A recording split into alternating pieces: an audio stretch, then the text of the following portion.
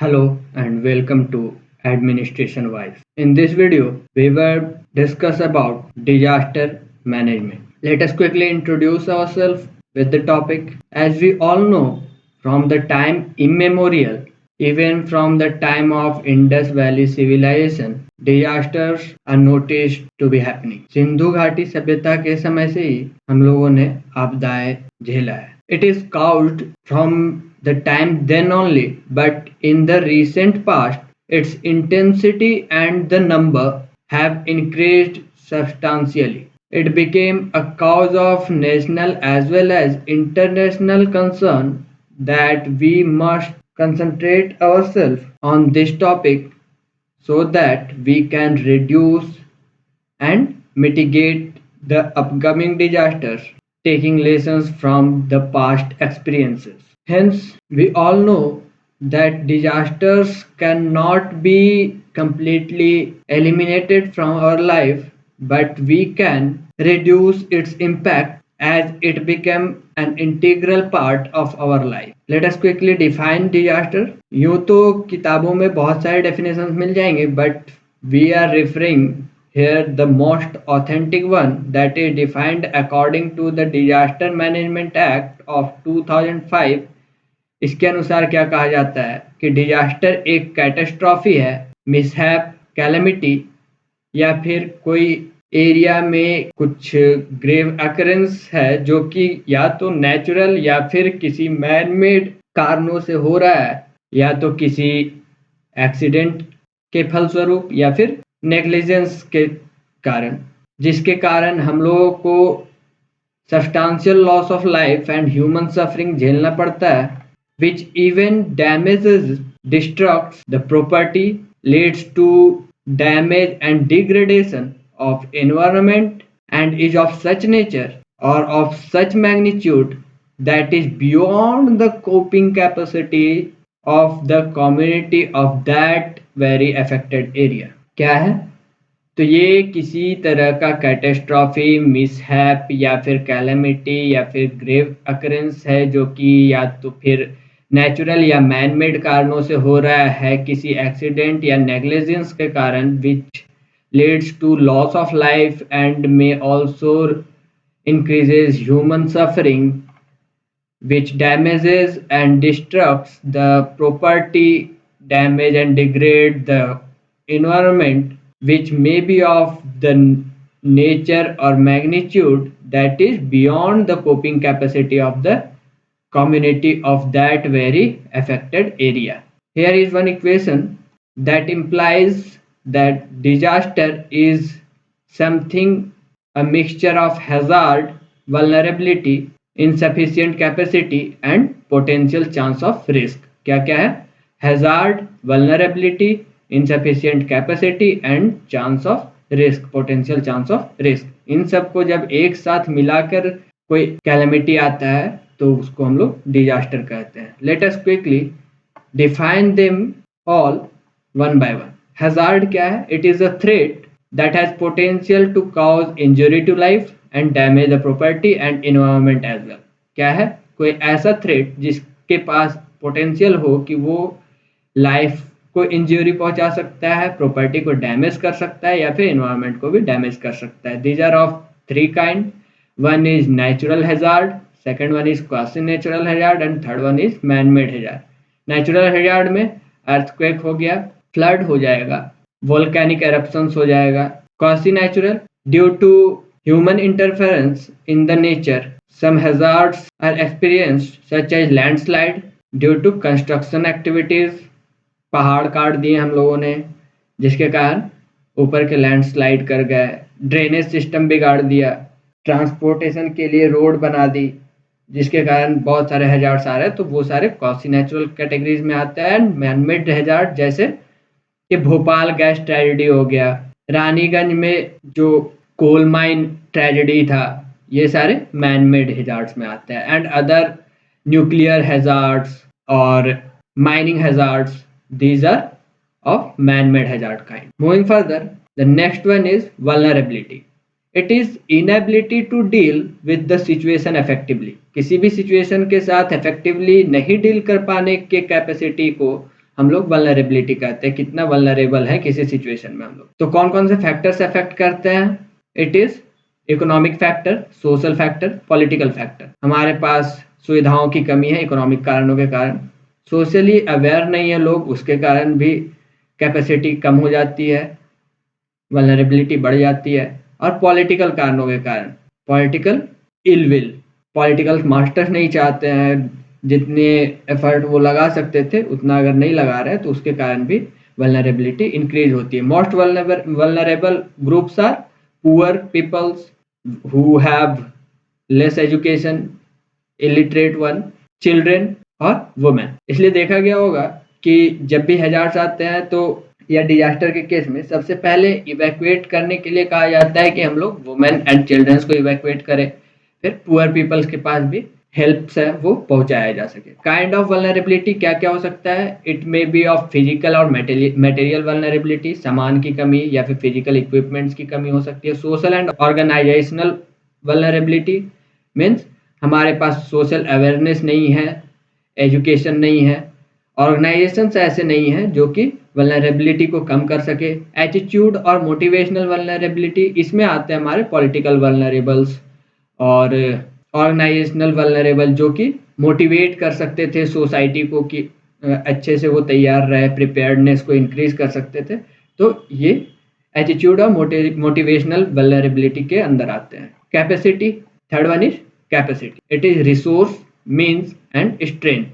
Capacity of ample amount of resource, means to reach to these resource and to utilize this resource effectively, and the strength to reach to these means and to utilize these resources are the pillars of capacity.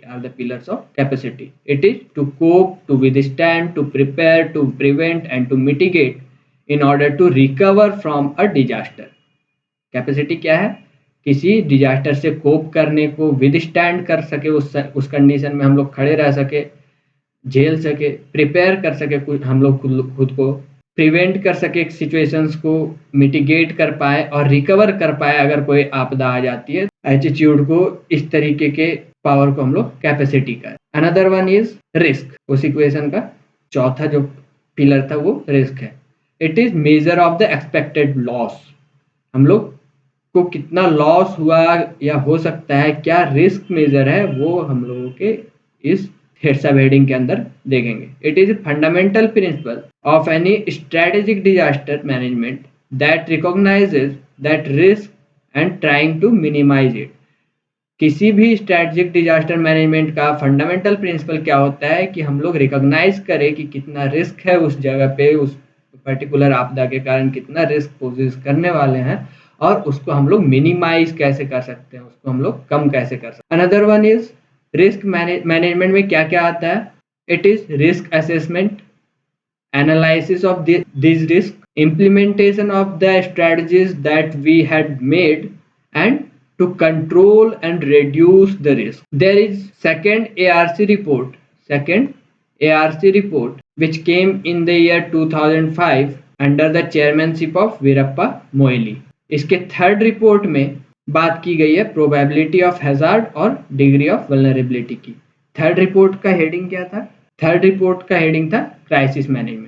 Now, classification of the disasters according to the basis of origin. On the basis of origin, disasters are classified on two heads. These are natural and anthropogenic. Natural disasters are those disasters which occurs due to natural causes, जो प्राकृतिक कारणों से आ रही है, और anthropogenic disasters वैसे disaster है, वैसी आपदाएं हैं जो कि मानवीय कारणों से आ रही है, जो एंथ्रोपोजेनिक। नेचुरल डिजास्टर में हम लोग देखते हैं सबसे पहला earthquake.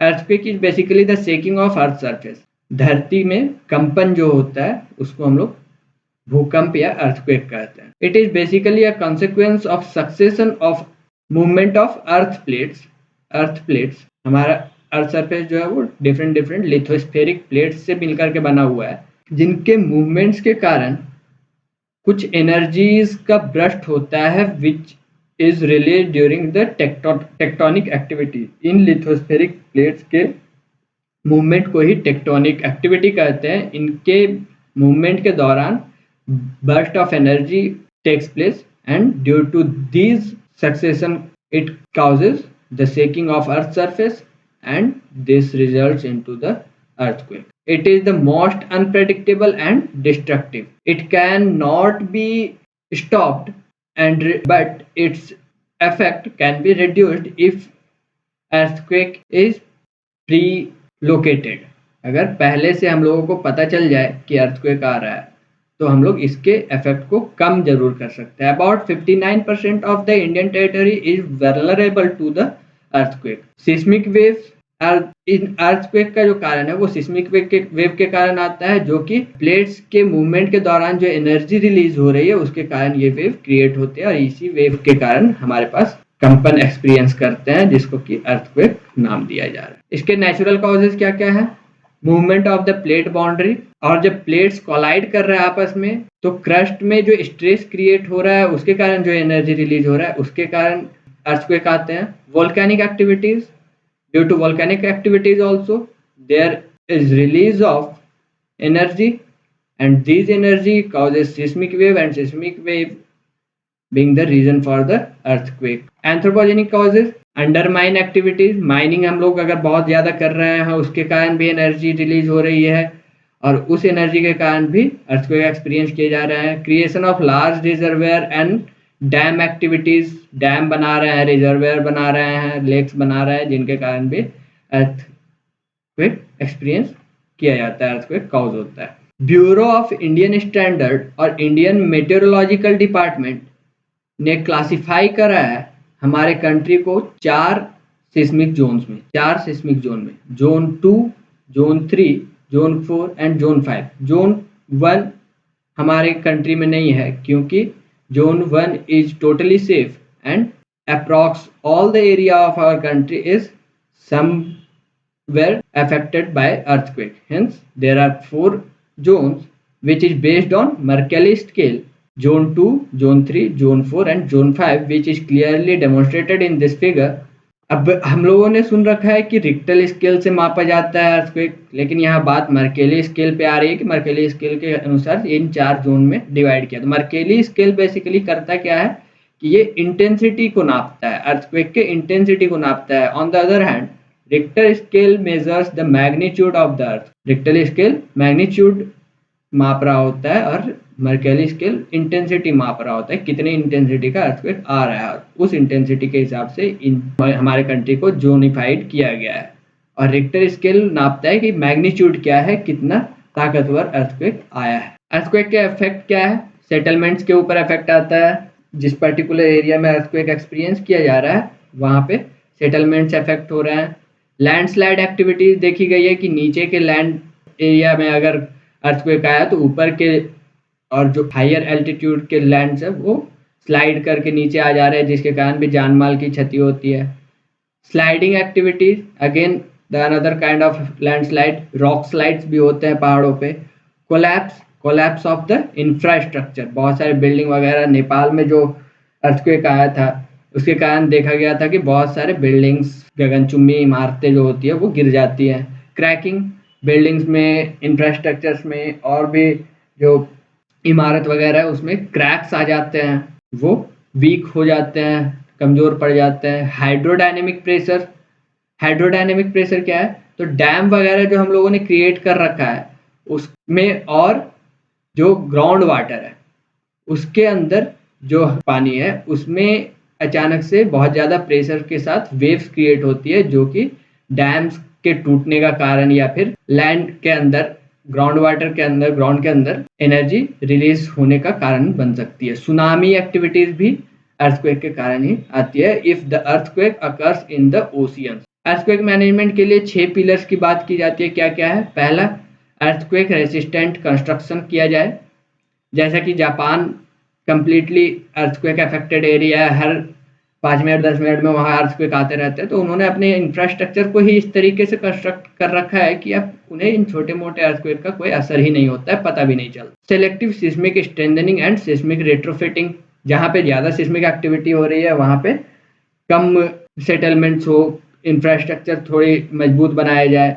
Regulation and enforcement, rules and laws ऐसे लाए जाए, उनको इन्फोर्स कुछ इस तरीके से किया जा सके कि लोगों के अंदर वहाँ जागरूकता बढ़े, लोग सचेत रहे, अवेयरनेस ज़्यादा हो। अगले पॉइंट में भी यही बात कर रहे हैं कि awareness and preparedness. Again next point, new point comes is preparedness. लोग जागरूक रहे, प्रिपेयर्ड रहे कि अगर किसी तरीके से अर्थक्वेक आता है तो उन लोगों को पहले क्या करना है, खुले में चले जाना है, मैदानों में चले जाना है, और क्या क्या मेजर्स लेने हैं, दीवार के नज़दीक नहीं खड़ा रहना है, ऊंची बिल्डिंग के आसपास नहीं रहना है, वगैरह वगैरह, जो हम लोग बचपन से सुनते आए हैं।